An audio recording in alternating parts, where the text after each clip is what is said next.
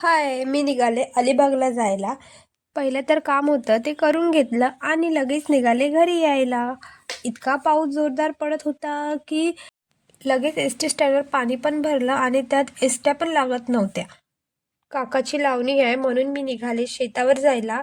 एक साईडला जेवण बनवायचं काम चालू होतं. ध्रुवा पण अभ्यासाला बसलेली. या साईडला मूठ वगैरे टाकून लावाची सुरुवात केलेली. आमच्याकडे लावणी बोलतात, तुमच्याकडे काय बोलतात नक्की कमेंट करून सांगा.